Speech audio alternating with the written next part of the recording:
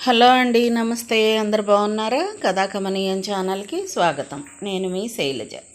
మన ఛానల్లో పోల్కంపల్లి శాంతాదేవి గారు రచించిన పూజా సుమం నవల చదువుకుంటున్నాం కదా. రెండో భాగంలో ఏం జరిగిందో చూద్దాం. ఆషాఢ మాసంలో అత్తాకోడళ్ళు గడప దాటకూడదని అంజనను పుట్టింటికి తీసుకువచ్చారు. మేడ మీద తన గదిలో ఒంటరిగా కూర్చుని కృష్ణ ఇంటికేసి చూస్తూనే గడిపేది రోజంతా. ఊడ్చి ముగ్గు పెట్టడం లేక పాడుపడిన ముంగిలి, తెరచి మూసేవారు లేక బూజు పట్టి పాడు కొట్టుకులాడుతున్న ఆ ఇంటి మూసిన తలుపులు, కృష్ణ కోసం అంజన సాగిస్తున్న నిరీక్షణలో రోజురోజుకు నిరాశ నిస్పృహలు నిండుతున్నాయి. కృష్ణకు తండ్రి లేడు. ఉన్న ఒక్క దిక్కు తల్లి మాత్రమే. బిఏ తప్పిన నిరుద్యోగి. సరస్వతి కటాక్షం వల్ల సంగీతంలో కాస్త ప్రతిభ సంపాదించగలిగాడు.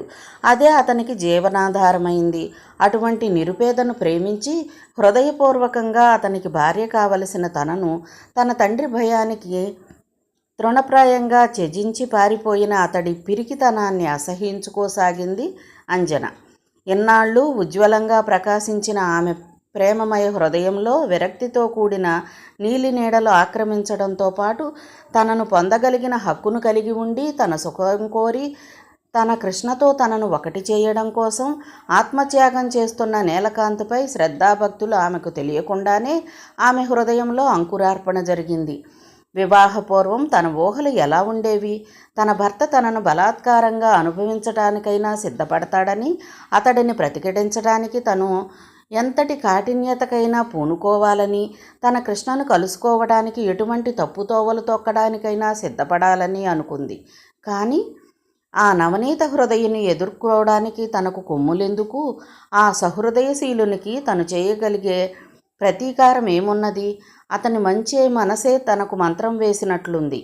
ఎంతటి ఉదాత్త హృదయుడు కాకపోతే తనలోని దుష్ట చింతనలను అహంభావుకతను తొలగించి అతని ముందు తన మనసు ఎంతగా వినమ్రమయ్యేలా చేయగలిగాడు? ఇంతటి అమూల్యరత్నాన్నేనా తను ఒక గాజు పెంకు వ్యామోహంలో పడి మూర్ఖంగా పారవేసుకున్నది? శ్రావణ పట్టి పెట్టి తిరిగి అంజనను అత్తవారింటికి తీసుకువచ్చారు. నీలకాంత్ పట్నంలో ప్రాక్టీస్ చేస్తూ అక్కడే ఉంటున్నాడు. ఉన్న ఒక్క చెల్లెలు అత్తవారింట్లో ఉంది. పల్లెలో ఉంటున్నది అతని తల్లిదండ్రులు మాత్రమే. అంజన వెళ్ళిన 2 రోజుల తర్వాత మామగారు పెళ్ళికొడుకును తీసుకువచ్చారు. వస్తూనే మేడ మీద తన గదిలోకి వెళ్ళిపోయాడు నీలకాంత్. సాయంత్రం వరకు అంజనకు అతని దర్శనమే కాలేదు. సాయంత్రం కొడుకు కోసం అత్తగారేదో మిఠాయి తయారు చేస్తూ ఉంటే ఆవిడ చేతి కింద పని అందుకుంటూ వంటగదిలోనే ఉండిపోయింది అంజన. అత్తగారు అంజన వంక వాత్సల్యంగా చూస్తూ, ఇక నువ్వు వెళ్ళమ్మా, ఈ కాస్త పని నే చేసుకుంటాలే, ముఖము అది కడుక్కుని వెళ్ళు, అబ్బాయి పైన ఒక్కడే అంటూ ఆగిపోయింది. ఊహో, అంజన తల తిప్పేసుకుంది.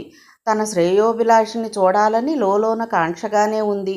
ఏదో లజ్జ, జంకు ఆమె ఇష్టాన్ని వ్యక్తపరచనీయడం లేదు. అత్తగారు మహాలక్ష్మి నవ్వింది ముసిముసిగా. బాగుంది అంజన, ఇక్కడ నువ్వు పనిచేస్తూ కూర్చున్నావంటే అమ్మ తన కోసం చేసుకుందా కోడల్ని, నా కోసమా అనుకోడు అబ్బాయి. మగడి దగ్గరకు వెళ్ళడానికి ఎంత సిగ్గైతే ఎట్లానే పిల్ల అని గడ్డం పుణికి, వెళ్ళమ్మా, వాడికి అమ్మ మీద కోపం రాగలదు అంది. భుజాల నిండా కొంగు కప్పుకొని గడప దగ్గరకు వచ్చి ఆగిపోయిన అంజనను చూసి కుర్చీలో పేపర్ చదువుకుంటున్న నీలకాంత్ స్నిగ్ధహాసంతో స్నేహపూర్వకంగా ఆహ్వానించాడు. రా రా అంజన, బాగున్నావా? అతడి కొద్ది దూరంలోనే వచ్చి ఆగిపోయింది. నీలకాంత్ గుమ్మం వంక ఓసారి చూసి తగ్గు స్వరంతో, అంజన, నా రాకను అపార్థం చేసుకోవు కదా. నాకు అసలు వచ్చే ఉద్దేశమే లేదు. కోడల్ని తీసుకువచ్చాం రమ్మంటూ నాన్న వచ్చి పిలిస్తే రాలేనని ఎన్ని సాకులు చెప్పినా వీల్లేదంటూ తీసుకువచ్చాడు. 2వ శుక్రవారం కోడలికి వరలక్ష్మి వ్రతం పట్టిస్తున్నాం, నువ్వు కూడా ఉండాలంటూ. దేవీ కార్యం, అందులో నీకు అభ్యంతరం ఉండదని అనుకుంటున్నాను. కృష్ణ జాడ తేలే వరకు మనం మామూలుగా నడుచుకోవాలనుకున్నాం కదా. మరి మన పెద్దవారి మనసులు నొప్పించలేక రాక తప్పింది కాదు. ఏది ఏమైనా నీకు ఇది కష్టమే కలిగించుండొచ్చు, కానీ కొన్నాళ్ళు ఓర్చుకోక తప్పదు అని తన రాకకు ఎంతో నొచ్చుకుంటూ సంజాయిషి ఇచ్చుకున్నాడు. ఇతడి రాక తనకు ఆనందదాయకంగానే ఉందని ఎలా వ్యక్తపరచగలదు? తన కొడుకు వచ్చాడన్న సంబరంలో నాకిష్టమైనవి చెయ్యాలని అమ్మ వంటింట్లో మహాతంటాలు పడుతూ ఉంటుంది. నువ్వు పోయి కాస్త సాయం చెయ్యి అంజన. అత్తయ్యే నన్ను పైకి పంపించింది, మీరొక్కరూ ఉన్నారని కొద్దిగా సిగ్గుపడుతూ చెప్పింది. నీకు ఇటువంటి ఇబ్బంది కలుగుతుందనే నేను రావడానికి భయపడ్డాను. అమ్మ నా భయాన్ని 10 రెట్లు పెంచేటట్లుంది, పేలవంగా నవ్వాడు.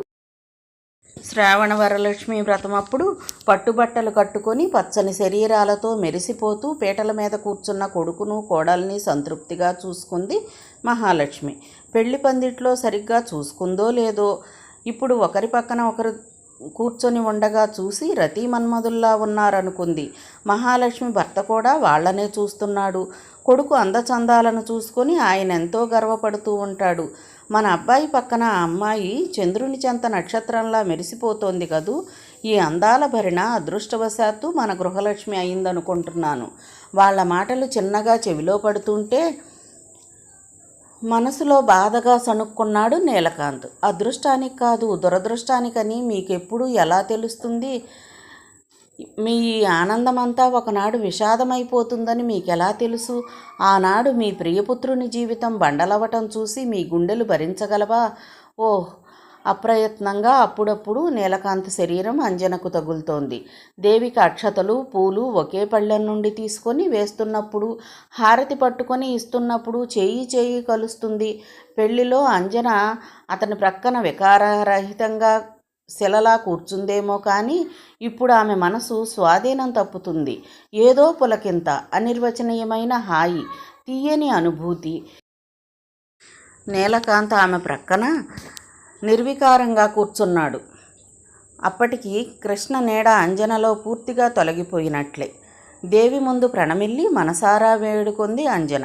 కష్టమైన సుఖమైన ఈ పురుషునితోటే సాహచర్యాన్ని జన్మజన్మలకు తనకు ప్రసాదించమని దేవి అభయహస్తం ఇచ్చిందో అడ్డంగా ఊపిందో ఆమెకు మాత్రం తెలియదు. రాత్రి అంజన పడుకోబోయే ముందు మహాలక్ష్మి అడిగింది, అబ్బాయి పడుకున్నాడా? ఏమో, నౌకర్ చెప్పాడు, తూర్పు గదివైపు పక్క వేయమంటే వేసి వచ్చానమ్మా పడుకోవడానికి. ఇప్పుడే వెళ్ళాడు చిన్నబాబు. మహాలక్ష్మి చెప్పింది కోడలితో. ఈ పాలు పట్టుకెళ్ళి అబ్బాయికి ఇవ్వమ్మా. కొడుకు వచ్చిన నాటి నుండి ఆమె పరీక్షగానే కనిపెడుతోంది. ఆ నూతన దంపతులు వేరువేరు గదుల్లో పడుకోవటం, పగటిపూట కూడా వాళ్ళిద్దరూ ముభావంగానే మసులుకోవటం. అబ్బాయి దగ్గరకు వెళ్ళడానికి అమ్మాయి సిగ్గుపడుతూ ఉన్నట్లు ఉంది అనుకుంది. ఈ పిల్లల మధ్య అపరిచిత భావం పోగొట్టి అనురాగం చిగురింపజేయటానికి పెద్దదాన్ని నేనిక రంగంలోకి దిగక తప్పదు అని నిశ్చయించుకున్న ఆమె కోడలి చేత పాల గ్లాసు ఇచ్చి కొడుకు చెంతకు పంపడానికి ఉపాయమెత్తింది. గతుక్కుమన్నది అంజన. వారు పడుకున్నారేమో అని మాత్రం అంది. ఇప్పుడే వెళ్ళాడని చెప్పాడు కదా నౌకరు, అప్పుడే నిద్రపోయాడా? వెళ్ళు. తప్పింది కాదిక. అడుగులో అడుగు వేస్తూ నీలకాంత్ పడుకున్న చోటికి వెళ్ళింది అంజన. జాబిలి నుండి విరుస్తున్న వెండి వెన్నెలలో విచ్చుకున్న పూల నుండి గుమగుమ వాసనలు మిళితమై గాలి మత్తుగా వస్తుంటే తెల్లని బెడ్షీట్ పరిచిన మెత్తని పరుపుపై పడుకొని ఉన్నాడు నీలకాంత్. అక్కడక్కడా తెలిమబ్బులు తేలియాడుతున్న జ్యోత్స్నాకాశంలోకి చూస్తూ అంజన పాల గ్లాసు పట్టుకుని దూరంగా నిలబడిపోయింది నిశ్శబ్దంగా. అయితే అతడిని చేరడానికి సిగ్గు అడ్డుపడింది కాదు. భర్తకు పాల గ్లాస్ అందించి ప్రతిగా అతడి పరిష్వంగంలో పరవశించే మధురానుభవం నుండి తనకు తానుగా ఒకనాడు దూరమైంది. అలాంటి సన్నివేశానికి అనుకూలమైన ఈ పరిస్థితిలో స్వర్గసుఖం ముందున్నా పొందలేని తన దౌర్భాగ్యానికి విషాద పరితాపాలతో నిండిపోయింది ఆమె హృదయం. గాజుల గలగల విని చటుక్కున తల తిప్పి చూశాడు నీలకాంత్. ఓ నువ్వా అంజనా? ఏమిటి? అత్తయ్య పాలిచ్చి రమ్మంది. నవ్వుతూ పలకరించిన నీలకాంత్ ముఖం చటుక్కున నల్లబడిపోయింది. అమ్మ మన సంగతి అనుమానిస్తున్నట్లుగా ఉంది. లాభం లేదిక అంజనా అని ఎంతో కష్టంగా జాలిగా అడిగాడు. నీకు నా మీద నమ్మకం లేదా అంజనా? అయితే ఈ రాత్రి ఇక్కడే పడుకోవు. ఇక్కడ మనసు మర్మంలో మధురానందం. ఈ రాత్రి మన నుండి అమ్మ ఏమి ఆశిస్తుందో అదేమీ అసంభవమే. అయినా అది ఇప్పుడే ఆమెకు తెలియటం బాగుండదు. అలా తెలిసిన మరుక్షణం నుండి నువ్విక్కడ ఉండటానికి వీలుండదని నిశ్చయంగా చెప్పగలను. మనకున్న సంబంధం కూడా ఇక అంతటితో సరి. నిన్నిక నీకిష్టమైన స్థానంలోకి ఎలా చేర్చగలను? నీలకాంత్కు పాల గ్లాస్ అందిస్తున్న అంజన మనసులో మెరుపులా ఒక దృశ్యం కదిలింది. ఒక నూతన వధువు క్షీరపాత్ర అందిస్తుంటే భర్త చేయి పట్టి లాగాడు. అతడి చేతుల్లో పడిన ఆమె దోసిట్లో ముఖం దాచుకొని సిగ్గుతెరల మధ్య పరవశించింది. నీలకాంత్ ఆమె చేతి నుండి పాలు అందుకొని త్రాగేసి నెమ్మదిగా గ్లాసు కింద పెట్టేస్తుంటే ఒక నిట్టూర్పు నిశ్శబ్దంగా విడిచింది అంజన. అతనికి కొద్ది దూరంలో కొంగుపరుచుకొని పడుకోబోయింది. ఆహాహా, వట్టి నేల మీద పడుకోకు, ఈ బెడ్షీటు దుప్పటి తీసుకో, అది కింద వేసుకొని దుప్పటి మడత చుట్టి తల కింద పెట్టుకో, పరుపుపై నుండి వాటిని తీసేస్తూ మృదువుగా చెప్పాడు నీలకాంత్. అంజన బెడ్షీట్ పరిచి దుప్పటి మడత పెట్టి తలవైపు పెట్టుకొని ఓ ప్రక్కగా పొందికగా కూర్చుంది. చాలాసేపు నీలకాంత్ మాట్లాడలేదు. ఆలోచనల మధ్య నుండి అడిగాడు, అక్కడ నీకేమైనా కృష్ణ సంగతి తెలిసిందా అంజన? ఊహం. ఒకనాడు ఎవరి తలపైతే హాయిగా వలపు తీపి ఎదలో నింపేదో అతడి ప్రసంగం ఇప్పుడు విషప్రాయంగా ఎదలో ముళ్ళుగుచ్చినట్లుగా ఉంది. అక్కడ మీ వీధిలోనే నా డీరెస్ట్ ఫ్రెండ్ ఒకడున్నాడు తెలుసా, మోహన్. అతనికి రాశాను కృష్ణ ఇంటి సంగతులు ఏమైనా తెలిస్తే వ్రాయమని. హఠాత్తుగా తల్లిని తీసుకొని తీర్థయాత్రలకు వెళ్ళాడని తెలిసింది. ఎక్కువ సంగతులు తెలియవంటూ రాశాడు అతను. ఓ నెల రోజుల్లో నేనే కాస్త వీలు చూసుకొని అక్కడికి వెళ్ళి రావాలనుకుంటున్నాను. చిచ్చి, ఆ పిరికివాడి ప్రసంగం ఎత్తకండి నా దగ్గర, నిరసనగా కోపంగా అంది అంజన. అతడికి నా ప్రేమలో అణువంత ఉన్నా నన్నిలా నా గతికి వదిలేసి పారిపోయేవాడు కాదు. నిజమైన ప్రేమ ఉన్న చోట ధైర్యము, మొండి తెగింపు తప్పకుండా ఉంటాయి. అతడికి అవి ఉంటే నేను మీ భార్యను అయ్యేదాన్నా? ప్రణయకోపమా? నిర్మల హృదయం ప్రతిఫలించే చిలిపి నవ్వు నవ్వాడు నీలకాంత్. మా చెల్లెలు సుధ వట్టి పెంకే, పెళుసు స్వభావము, నీవలనే.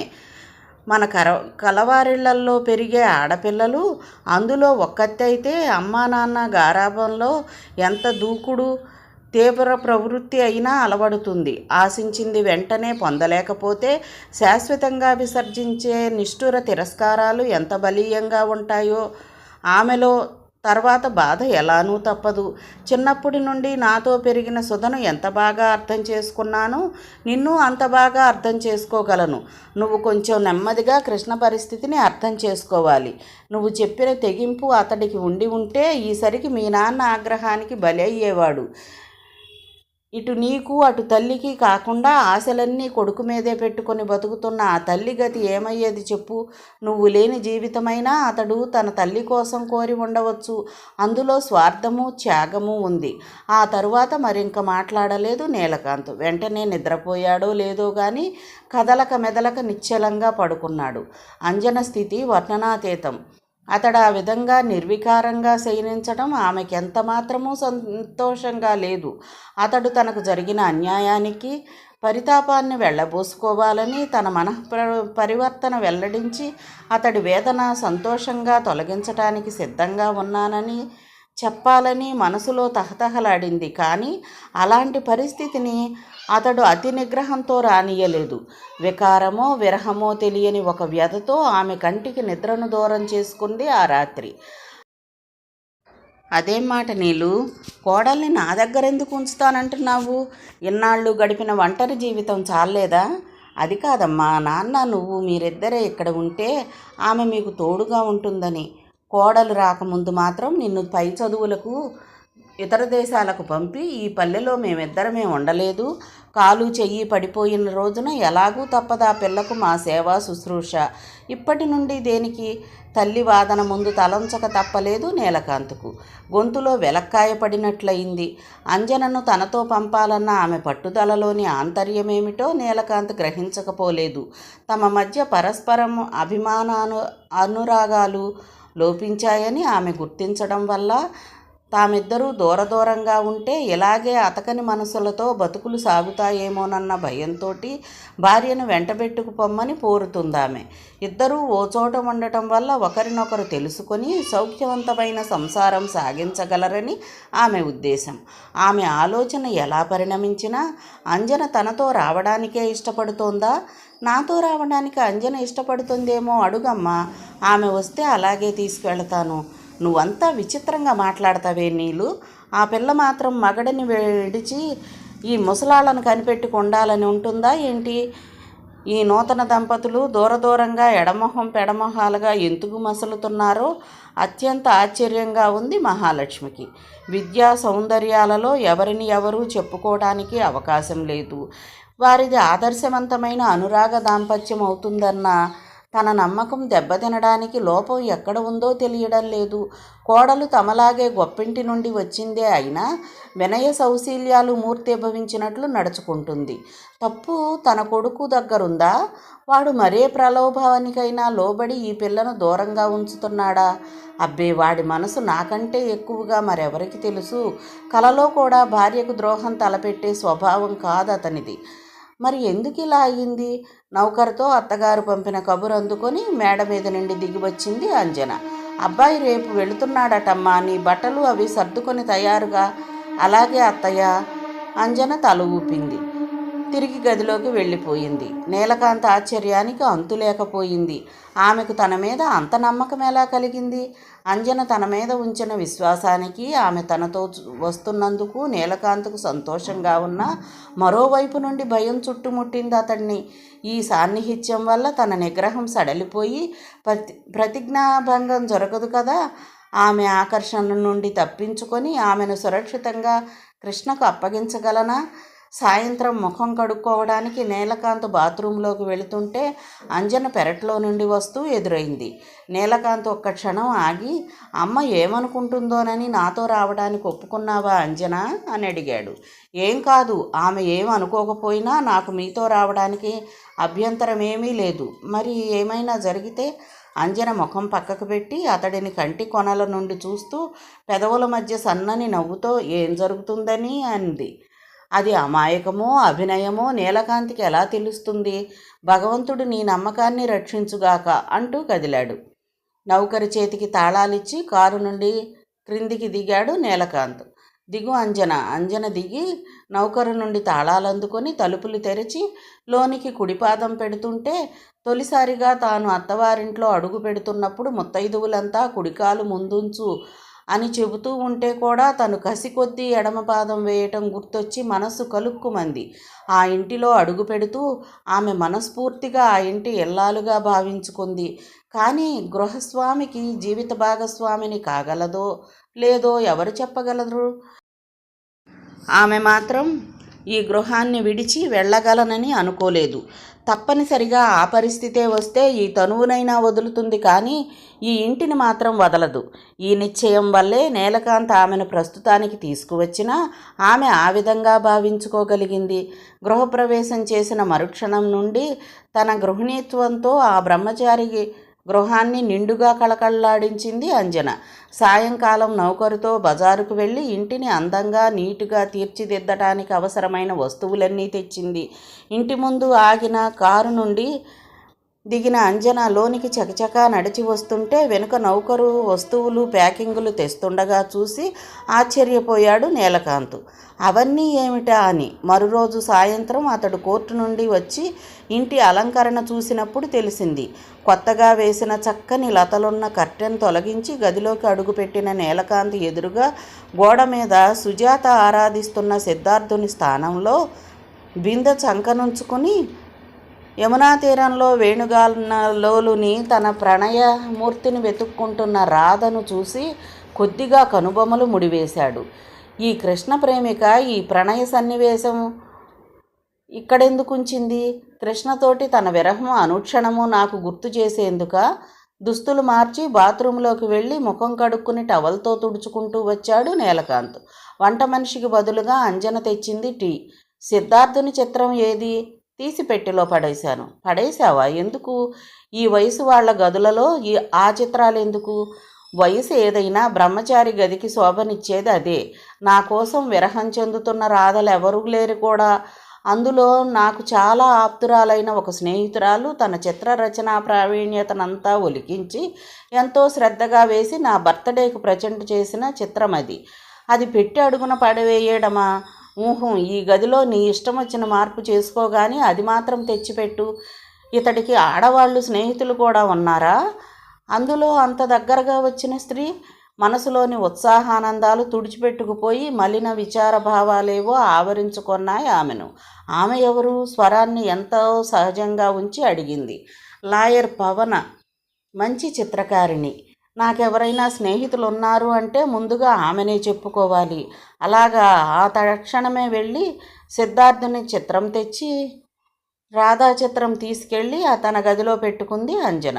ఇంతకుముందు నీలకాంత్ స్వయంగా చేసుకునేవాడు తన పనులు. నౌకర్ల అశ్రద్ధతో తికమక చేస్తుంటారని ఇప్పుడు అతని అవసరాలను అతి శ్రద్ధాశక్తులతో చేసి పెట్టే ఒక సేవిక ఆ ఇంటిలో ప్రవేశించింది. అతనికి సంబంధించిన ఏ ఒక్క పని నౌకర్లకు అప్పగించేది కాదు అంజన, ఆమె చేసేది. అది గమనించిన నీలకాంత్ ఒక విధంగా సంతోషాన్ని, ఒక విధంగా విచారాన్ని పొందేవాడు. మొదటే ఆమె వియోగం దుర్భరం.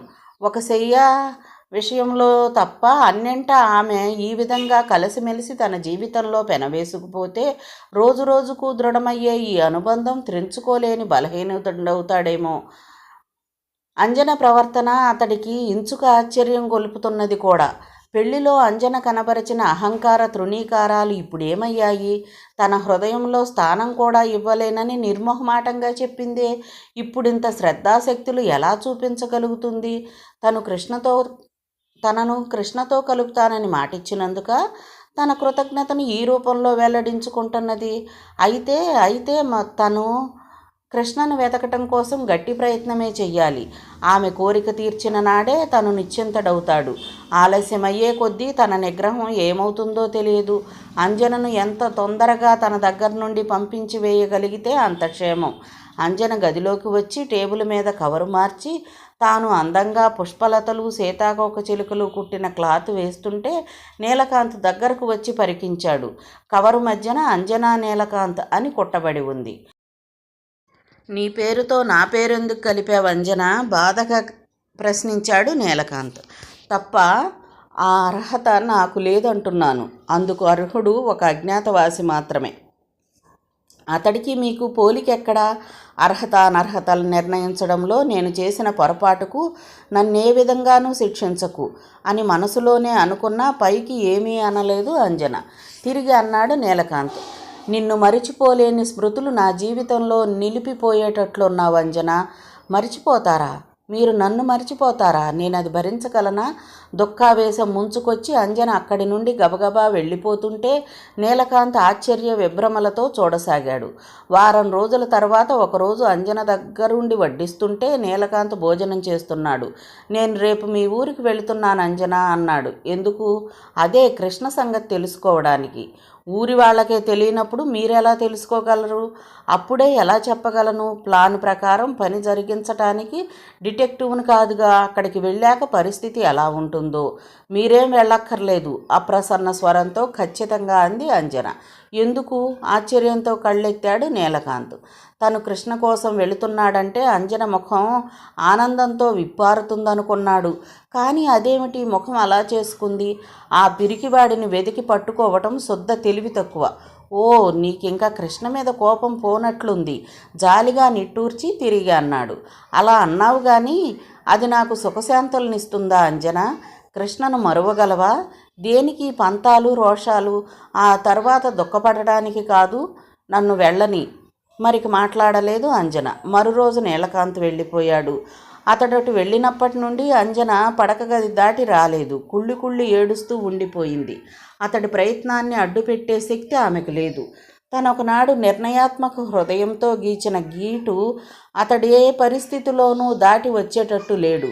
తనే ఆ గీటును తుడిచిపెట్టి అతడిని సమీపించలేకపోతోంది. సిగ్గు, అభిమానం ఆమెను చుట్టివేస్తున్నాయి. నీలకాంత్ వాళ్ళ పక్క వాటాలో ఇంజనీరు మధుసూదన్ రావు ఉంటున్నాడు. అతని భార్య కమలప్రియ. వారికి వివాహం జరిగింది ఈ శ్రావణంలోనే. అంజన అక్కడికి వచ్చిన తొలి రోజే కమలప్రియ పరిచయం ఏర్పడింది. ఈ వారం 10 రోజుల్లో మంచి స్నేహం కలిసింది ఇద్దరికి. అంజన, ఏం చేస్తున్నావు అంటూ వచ్చింది కమలప్రియ. అంజన దిండులో నుండి ముఖం పైకెత్తి రా కమల అంది. కమల కూర్చుని, ఉదయం మీ వారు ఏ ఊరికో వెళుతున్నట్లున్నారు. అదేమిటి ఏడ్చావా? ఆ కళ్ళేమిటి? ఆ తలేమిటి? ఒక్క పూట దొరగారి వియోగానికే అంతగా దివాళా తీసావేం? ఆశ్చర్యంగా అంది. చీపో. కమలప్రియ మాటలు మధురంగా వినిపించినా పైకి తెచ్చిపెట్టుకున్న కోపంతో కసురుకొని దిండులో ముఖం దాచేసింది. కమలప్రియ కూర్చున్న కుర్చీ నుండి చటుక్కున లేచి వచ్చి అంజన ముఖం చేతుల్లోకి తీసుకుంది. నిజం చెప్పు, ఆయన లేనందుకే కదా ఏడ్చావు? ఎప్పుడొస్తాడేమిటి? రాత్రికే రావచ్చు. ఓస్, అంతలోకే ఎంత దిగులేమిటి? పక్కున నవ్వి తిరిగి అనునయంగా అంది. అవునులే, నాకు అలాగే ఉంటుంది ఆయన బయటికి వెళ్ళారంటే. అదేమిటో వారెప్పుడూ మన చూపుల నీడల్లోనే మేడ కట్టుకొని ఉండాలనిపిస్తూ ఉంటుంది. కానీ మగవాళ్లకు మన కొంగులు పట్టు కూర్చుంటే పనులు ఎలా అవుతాయి చెప్పు? సిగ్గుపడింది అంజన. అది కాదు, ఏది కాదు, అదంతే, ఆ మాత్రం తెలుసుకోలేనని దబాయించబోకు చిట్టి తల్లి. అంజన చెంప మీద చనువుగా ఒక చిన్న దెబ్బ వేసి నవ్వింది కమలప్రియ. భర్తతోటి కొన్ని గంటల వియోగానికే కొన్ని యుగాలుగా తప్పించిపోయే కమలప్రియ తన భర్త ప్రణయలీలలు, దాంపత్య రహస్యాలు తన్మయత్వంతో చెప్పుకుపోతుంటే శ్రద్ధ, కుతూహలాలతో వింటోంది అంజన. నూతన గృహిణులకు చెప్పుకోవడానికి భర్త కబుర్లు తప్ప వేరే రుచించవేమో. మరి అంజనకు చెప్పుకోవడానికి ఏమున్నాయి?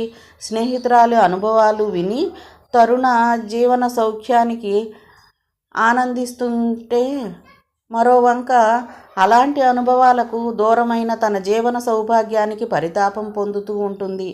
నీలకాంత్ ప్రయత్నపూర్వకంగానే తనకు చాలా దూరంగా ఉంటున్నాడు.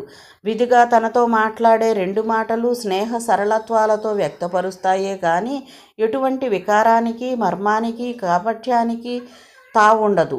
శోభనం నాటి రాత్రి తనకు కృష్ణ మీద ఉన్న ప్రేమ ఎంత ప్రగాఢమైనదో నొక్కి చెప్పింది కదా.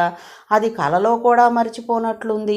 అతడు తన్ను అర్థం చేసుకోవడానికి తనిచ్చే అవకాశాలు కూడా జార విడుచుకుంటున్నాడు. తనున్నది స్వర్గ సమానమైన పతిదేవుల సన్నిధి, తను అనుభవిస్తున్నది మాత్రం నరకయాతన. ఈ స్థితి ఏనాటికైనా మారుతుందా? అంజన ఆలోచనల్ని చెదరగొడుతూ కమలప్రియ తన కళ్యాణగాథ వినిపిస్తుంది. ఈ సంబంధం మా తల్లిదండ్రులకు ఎంతమాత్రం ఇష్టం లేదు. మా నాన్న పిల్లాడ ఎలా ఉన్నా బాగా చదువుకున్నాడు, పర్వాలేదని ముందుకు తూగినా మా అమ్మ తీవ్రంగా అడ్డుపెట్టింది. ఆ కోతి మొహానిక నా బంగారు బొమ్మనిచ్చేదంటూ. నా ఇష్టం మీదే ఈయనతో వివాహం జరిగింది. నిండు జాబిల్లి నీలి మేఘానికి వెండి అంచు వేస్తున్నట్లు ఆయన హృదయ నైర్మల్యానికి, ఆ ముఖానికి ఒక వింత వర్చస్సునిస్తుంటే ఆ నల్లని ముఖంలో మసూచికం గుంటలు కానీ, ఆ మోటు పెదవులు కానీ నాకు కనిపించలేదు. నిజంగా వైవాహిక జీవితంలో స్త్రీ సుఖించేందుకు ముఖ్యంగా ఏది కారణమవుతుంది అంజన?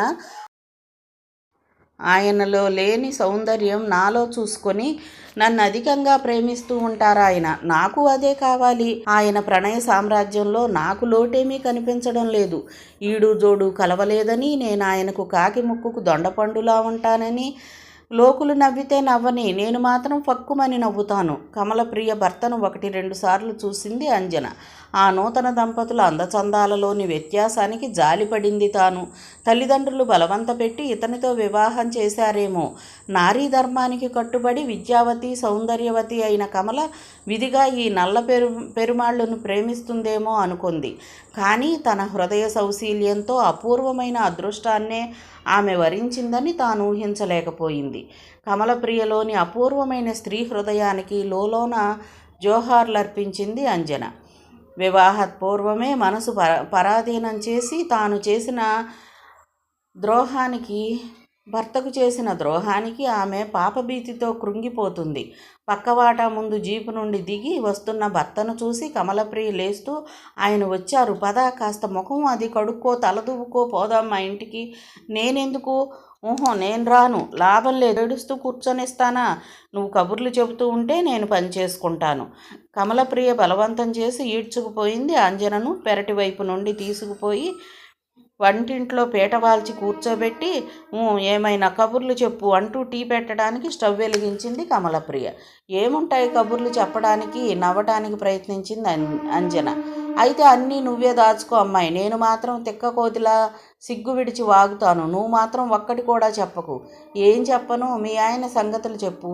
అంజన ముఖం పక్కకు పెట్టుకుని, నాకు తెలియవు అంది హీనస్వరంతో. తెలియవు? కోపగించుకుంది కమలప్రియ. అంతలోనే నవ్వేస్తూ, పోన్లే, అంత సిగ్గు అయ్యవారి దగ్గర రాణిస్తుంది, నా దగ్గర కాదు అని పరిహాసపు విసిరొకటి విసిరి కప్పుతో టీ కలిపి ప్రక్క గదిలోని భర్తకు తీసుకుపోయింది ఆమె. ఎక్కడికి వెళ్ళావు ఇందాక? అంజనా వాళ్ళింటికి. కమలప్రియ ఖాళీ కప్పు తీసుకుని బొగ్గ తుడుచుకుంటూ బయటకు వచ్చింది. నేను వెడుతున్నానంటూ లేచింది అంజన. అరే కూర్చో, టీ తీసుకొని వెళ్దువు గాని. ఊహు. కమలప్రియ విస్తుపోతుండగా గబగబా వెళ్ళిపోయింది అంజన. రాత్రి 10 తర్వాత కారు ఇంటి ముందు ఆగింది. అతడు ఇంట్లోకి వస్తూనే వరండాలో కూర్చున్న నౌకర్ని అడిగాడు. రాఘవా, భోంచేసి పడుకుందా అమ్మగారు? లేదు బాబుగారు, ఇందాక తలనొప్పిగా ఉందని అంజనం పూసుకొని కణతలు రాసుకుంటున్నారండి. నౌకరు సమాధానం విని బూట్లు కూడా విప్పకుండా ఆత్రంగా అంజన గదిలోకి దారి తీశాడు నీలకాంత్. ఇదే ప్రథమం భర్త తన గదిలోకి రావడం. అతని హఠాత్ ఆగమనానికి అంజన ఉలికిపాటుతో లేచి నిలబడి తగ్గింది అంది. కూర్చో కూర్చో, శుభవార్త చెప్పాలి మరి. ఉత్సాహానందాలతో కిటికీ దగ్గరున్న కుర్చీ అంజన మంచం దగ్గరకు లాక్కుని కూర్చున్నాడు నీలకాంత్. పిడిగేదో పడబోతున్నట్లు భయబేహోలతతో బిగుసుకుపోయింది అంజన. వివర్ణ వదనాన్ని అవనతం చేసి నిలబడింది అలాగే. కాస్త కళ్ళెత్తి చూడు మరి. నీ కళ్ళల్లో మెరిసే ఆనందపు వెలుగులను చూసి నా కళ్ళు కాస్త తృప్తి పడతాయి. అంజన తలెత్తి కన్నీటి తెరల నుండి చూసింది అతని వైపు జాలిగా. భలే సంగతేదో చెప్పకుండానే ఆనందంతో కన్నీరు నింపుతున్నావు. తృప్తిగా నవ్వాడు నీలకాంత్. వెళ్ళి మోహన్ ఇంట్లోనే దిగాను. వాళ్ళింటి నౌకర్ని పట్టుకొని చాటుగా ఓ 10 రూపాయల నోటు చేతిలో పెట్టి కృష్ణ వాళ్ళింటి పక్క ఇళ్లల్లో సంగతులేమిటో కనుక్కురమ్మని పంపాను. వాళ్ళింటి పక్కన ఓ సేటు ఉన్నాడట కదా, పరబ్రహ్మం అని. ఆయనకు వారం రోజుల క్రిందట ఓ ఉత్తరం రాశాడట కృష్ణ శ్రీశైలం నుండి. తాము ఇల్లు అమ్మివేస్తున్నామని, పరబ్రహ్మం తీసుకునే పక్షంలో ఫలానా ఖరీదుకు ఇవ్వదలుచుకున్నానని రాశాడట. ఈయన సరేనంటూ ఉత్తరం రాస్తే 9వ తారీఖున తాను వస్తున్నానని, 2-3 గంటల్లో ఇల్లు విక్రయానికి సంబంధించిన రాతకోతలన్నీ పూర్తి కావాలని, అందుకు ఏర్పాట్లు చేయమని తిరిగి రాశాడట కృష్ణ. అతడు వచ్చే తేదీ నోట్ చేసుకొని వచ్చాను. ఆ రోజున వెళ్ళి కృష్ణను కలుసుకోవాలి అనుకుంటున్నాను. ఉదాసీనంగా మారిపోయిన అంజన వదనం చూసి చిన్నబుచ్చుకున్నాడు నీలకాంత్. నేను కృష్ణను కలుసుకుంటున్నప్పటికీ నా ప్రయత్నం విఫలమవుతుందని భయపడుతున్నావా? నేను చెప్పాను కదా, నీ సుఖం కోసం నా సర్వస్వం ధారపోస్తాను. నువ్వు ధైర్యంగా ఉండు మరి. అంజన నిర్లిప్తంగా తలెత్తి బట్టలు మార్చి కాళ్ళు కడుక్కురండి, వడ్డిస్తాను అని వెళ్ళిపోయింది అక్కడి నుండి. అంజన ఆంతర్యంలో ఉన్నదేమిటో బోధపడక ఉస్సూరుమన్నాడు నీలకాంత్. మర్నాడు మధ్యాహ్నం 3 గంటలకు ఇంటి ముందు ఆగిన కారు నుండి దిగి వస్తున్న జగన్నాథరావును చూసి ఆశ్చర్యపోయింది అంజన.